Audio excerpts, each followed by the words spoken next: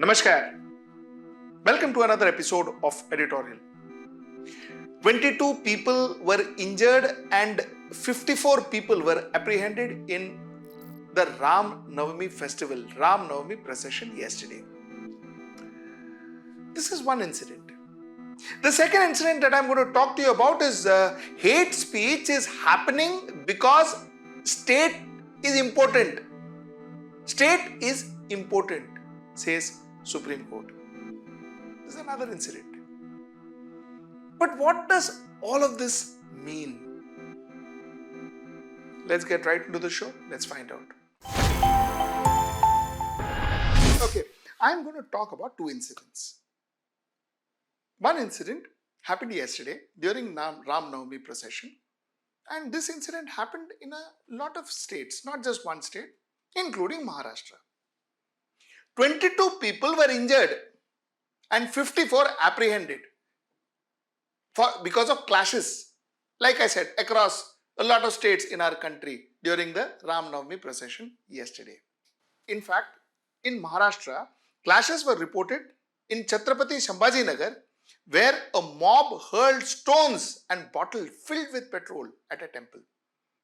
This sparked violence and left 12 people, including 10 policemen, injured. 4 people were apprehended. This is as far as violence during Ram Navami is concerned, and the reason I am speaking about it is now this has become very periodical. Every Ram Navami or almost every festival we are seeing some kind of violence or another. That's first. Let's keep this aside. Now I am going to talk to you about another incident. This happened in Supreme Court, Delhi. You see, while hearing a case on hate speech, which was incidentally filed by a gentleman called Shaheen Abdullah, multimedia journalist from Kerala, seeking contempt proceedings against Maharashtra police for not acting to restrain inflammatory speech at rallies organized by some Hindu outfits despite court's decision to do so. So this was the plea.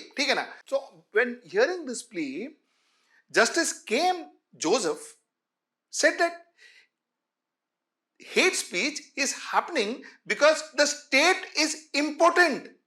State is powerless. State doesn't act in time and will stop the moment politics and religion are segregated. This is what K.M. Joseph said.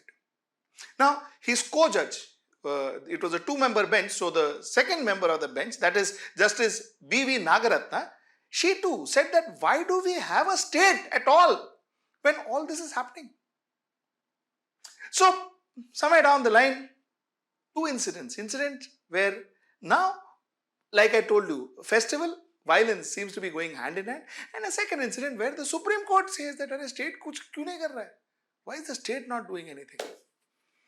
Okay, I am not going to dwell into politics. I am not going to get politics in here. I am not going to talk about communities here, and I am not going to do any of that. Okay, let's keep all of that aside. The reason for me to discuss this topic is to actually find out why are we buying this? Why are we buying this hate? What is that is actually making this hate spread in our country? Now, you see, politics is about grouping. Politics is about grouping. What I mean by that is I become a leader if I have a group that believes in what I want to serve them. So, there were groups during our freedom fighters, during our fight for freedom, there were groups who believed that India should be a free country. So they followed people like Mahatma Gandhi, people like Bhagat Singh, people like Dr. Ambedkar. They followed them because they were looking at freedom. Rights, equal rights for all. That was a group, people believed in that. People who were downtrodden, people who were literally tortured by the society because of caste, creed and others. These people rallied around Dr. Baba Saheb Ambedkar, followed him because it was a like-minded group. Now, you know what happens is when you are running such groups, when you are leading such groups, It takes its toll on you because there is huge amount of effort that has to be put in. And I'm not just talking about Indians, I'm even talking about Sir Martin Luther or Nelson Mandela, people all over the world who have fought for people, who have fought for their fellow beings. Tremendous amount of toll. Some people, like Bhagat Singh, pay with their lives. That's what leadership costs. Now, politics is the same, everything is the same, but then today's leader wouldn't want to take effort and all. He doesn't want to take effort, but then he has to play politics, no? He has to win election, no? So what do they do? He forms an own group where there has to be he has to take no efforts, where there is no accountability. Because Mahatma Gandhi became Mahatma Gandhi because he got India freedom. So there was an accountability towards the followers that people followed him. He had to get India freedom. Accountable tha na? Baba Saheb Ambedkar wrote one of the finest constitutions in the world, that is Indian Constitution. He had to give that to his followers. Accountable tha na? But today's politician doesn't want to be accountable. So what happens? He wants to create a group without offering. Nobody will ask him, tumne bola tha kya hua? Nobody is going to ask him. Now what happens? Now what happens is, the easiest way to create that group is to say that, malum hai, our religion is in danger, Baba. You have to follow me because religion is in danger. See, that man is doing this. See, this man is doing this. See, they're wearing this. See, they're not wearing this. See, they're talking this about my God. See, they're not talking that about my God. So people start following you. But what is your responsibility? You are not saying, na, Baba, therefore I will change. I will ensure that the people doesn't do this, or I'll ensure that our God. Aisa kuch nahi hai na. I just create. So what you do is you take a light and you put a match and you start the fire and you enjoy. You bask in the warmth of that fire that you have created. There is no accountability to give back. There is no accountability to give back. So possibly it is the best way to run politics today. The best. And that's what the politicians currently are doing, and we are buying it. So I don't know whether it is their mistake or ours, because they are selling it to us and we like fools are buying it. I will prove my point. I will prove my point by a few facts and figures as always. Now, let me tell you, let's talk about Hinduism and Islam for the time being. You know, Hinduism, the literacy rate is 73.3%. 73.3%, as in even today, roughly we have 27% of people who are illiterate, who doesn't know to read and write their names. In Islam, the literacy rate is just 68.5%. There are roughly 32% people who still doesn't know to read and write their name. But has any of these leaders, any of these community leaders come and told you that, Arey, you know what? Islam khatre mein hai. Hinduism khatre mein hai. Let us go out and let us ensure that our people are educated. Did they say that? You know, they will not say it. Why? Because then after 10 years you will ask, na, bada baat kya tha, where is education? Education rate is the same. He is accountable to you, isn't he? But then for a Muslim or a Hindu, the best thing would be if the community is educated, because that will elevate the community, wouldn't it? But you don't have leaders who are saying this. You have leaders saying that uske niche na mera mandir tha, ya uske uppar na mera masjid tha. This they will say, because what do they lose? What do they lose? Because end of the day, then everything goes to the Supreme Court. Supreme Court decide karega. Supreme Court हाँ बोला तो they will say great. हमने बोला इसलिए हाँ बोला. Supreme Court हाँ बोला तो they will go and do dharna again. Again they will win 10 elections more. Logic? Logic? Let me give you some more facts and figures. I will talk about formal education. This is according to the last data I gave you was according to census of 2011.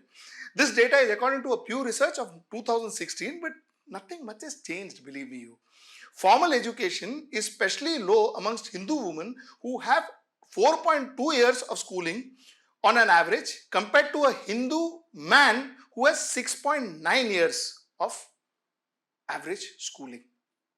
That means Hindu women are still deprived of schools. They are not allowed to get educated. It is better than what it was before, no doubt about it. But we have still not reached there, have we? Have we? क्यों कोई नहीं बोलता है? Why nobody comes and tells you that, you know what, I will ensure women in my community are empowered. Difficult, hai na? They will not be able to achieve it. They will not be able to deliver it to you. So they will not tell you this. But this will ensure that Hinduism grows. This will ensure that community, why Hinduism? My apologies, why Hinduism? If this is made by every religious parties and heads and politicians and all that of every religion will grow. Every religion will grow. I'll give you some more figures. Let's talk about sex ratio. It's so important. Hinduism, we have 939 females for every 1,000 males. 939 females for every 1,000 males. Islam has 951 females for every 1,000 males. There is a gap between the male-female. Why? Because we still practice female infanticide. We still do that. We still kill girl children in our country. Why doesn't a person say, I will eradicate this? I will fight to ensure that no girl child is ever killed in our country. I will ensure that. Why doesn't it happen? Because it's difficult.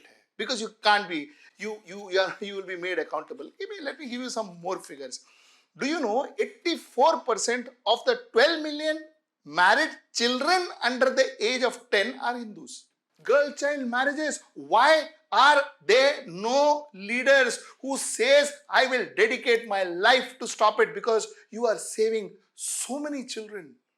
I ask the politicians, I ask the leaders, what is it worth sitting in a chair if this country will forget you in 5 years or 10 years? You are remembered till such time that you are in the chair.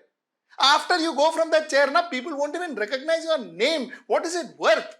If you are entering politics, if you are being a leader, then be a leader like Shivaji, be a leader like Mahatma Gandhi, be a leader like Pandit Jawaharlal Nehru, be a leader like Atal Bihari Vajpayee, be a leader like them, where people will talk about you for 100 years because you have delivered something to the people.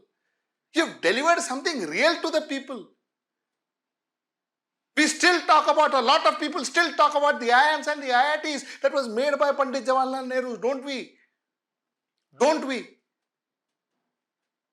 People still talk about the statesman-like character that Atal Bihari was. Don't we? You get an opportunity, you don't use it. I don't expect much from the politicians. But now I come to you and me. I'm asking us this.